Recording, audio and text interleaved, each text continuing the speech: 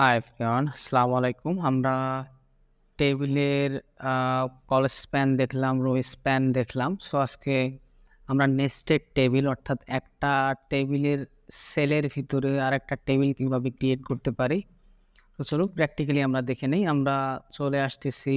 So আমরা নাম দিলাম, এখানে আমরা কলাম স্প্যানটা তুলে দিচ্ছি। তুলে দিয়ে আমরা দুটোই ডেটা রাখবো, অর্থাৎ নাম রাখবো অ্যান্ড এজ রাখবো। সো আমরা এখানেও এটা তুলে দিচ্ছি, শুধু নাম রাখতেছি এবং এজ রাখতেছি। এখন যদি আমরা এজ এখানে দিচ্ছি 17 অ্যান্ড এখানে আবারও দিচ্ছি 25 দিয়ে সেভ করে যদি আমরা টেবিলটা দেখি, অর্থাৎ নেম আবু আব্দুল আবু ডাবল হয়ে গেছে। সো এখানে আমরা দিচ্ছি হাই, এখানে দিচ্ছি সাগর। সেভ করে যদি টেবিলে যাই, গিয়ে দেখতেছি ডিফারেন্ট নাম এবং আমরা এজ দেখতে পারতেছি। সো আমরা চাচ্ছি যে এই যে প্রথম ফিল্ডটা আছে, অর্থাৎ এই প্রথম যে সেলটা আবু যে সেলটা আছে, এই সেলের মধ্যে আমরা আরেকটা টেবিল ক্রিয়েট করতে যাচ্ছি যেখানে ফার্স্ট নেম এবং লাস্ট নেম দেওয়া থাকবে। সো আমরা আবুর জায়গাতে আমরা বলতেছি কি ফার্স্ট নেম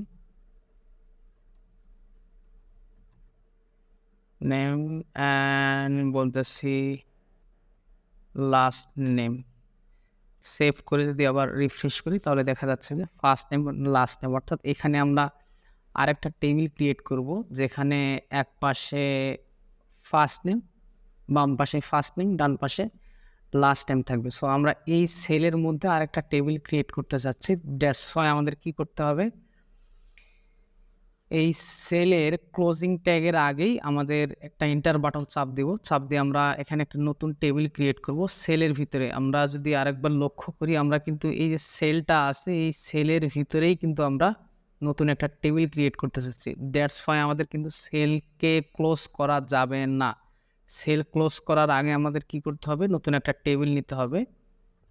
আমরা নতুন একটা টেবিল ক্রিয়েট করতেছি এবং ফর এক্সাম্পল আমরা যদি কোডটা সেভ করি, সেভ করে যদি আসি, দেখতে পাচ্ছি যে আসলে কোনো আউটপুট দেখা যাচ্ছে না। সো আমরা টেবিলের কি করব, এখন টেবিলের রো তৈরি করব। সো টেবিলের রো তৈরি করলাম এবং এই রো এর মধ্যে আমরা দুটো ডেটা দেব।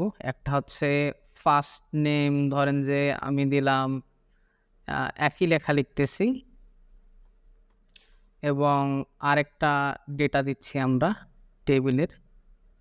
সো আমরা একটা টেবিলের একটা রো এর মধ্যে দুটো ডেটা ইনপুট করতেছি বা দুটো কলাম তৈরি করতেছি। সো যদি আমি দিয়ে যদি সেভ করে এবার আসি, তাহলে দেখতে পাচ্ছি যে টেবিলের মোটামুটি একটা রো এবং একটা রোয়ে দুটো ডেটা বা দুটো কলাম তৈরি হয়েছে। আমরা টেবিলের কি দেবো, এই টেবিলেরও আমরা ঠিকভাবে বর্ডার অ্যাট্রিবিউট ইউজ করব এবং বর্ডার উইথ 1 দিয়ে দিচ্ছি। তাহলে আমরা দেখতে পাবো যে একটা টেবিল ক্রিয়েট হয়েছে এবং একটা টেবিলের একটা রো এর মধ্যে দুটো ডেটা আমরা ইনপুট করছি। অনুরূপভাবে যদি আমরা আরেকটা রো ক্রিয়েট করি, সো আমরা আরেকটা রো ক্রিয়েট করতেছি, করে আমরা আরেকটা রোয়ে দুটো ডেটা দিচ্ছি। সো আমরা ডেটা দিচ্ছি ফার্স্ট নেম নাহিদ এবং লাস্ট নেম দিচ্ছি সাগর। দিয়ে যদি সেভ করে যদি আসি, তাহলে দেখতে পাচ্ছি যে আমরা ফার্স্ট নেম এবং লাস্ট নেম এবং এখানে আরেকটা আমরা টেবিল তৈরি করেছি, অর্থাৎ যেখানে ফার্স্ট নেম দেখাচ্ছে এবং লাস্ট নেম দেখাচ্ছে। সো আমরা দেখলাম যে কিভাবে একটা টেবিলের সেলের ভিতরে আরেকটা টেবিল ক্রিয়েট করতে পারি। সো আরেকবার যদি রিক্যাপ করি, সো আমরা টেবিলের কোথায় তৈরি করব, সেলের ভিতরে, তাই না? একটা সেলের ভিতরে আমরা আমাদের নতুন একটা টেবিল ক্রিয়েট করব। দ্যাটস ওয়াই আমাদের কি করতে হবে, সেলের ক্লোজিং ট্যাগের আগে, অর্থাৎ সেলের কি ক্লোজিং ট্যাগ, অর্থাৎ এই সেলটা, তাই না? টিডি এই সেলটা এখানে শুরু হয়েছে, এখানে শেষ। সেলটার ক্লোজিং ট্যাগের আগে, ঠিক ক্লোজ হওয়ার পূর্বে আমরা নতুন একটা টেবিল ক্রিয়েট করব। ওই টেবিলে আমরা রো ক্রিয়েট করব এবং রো এর মধ্যে ডেটা দিব।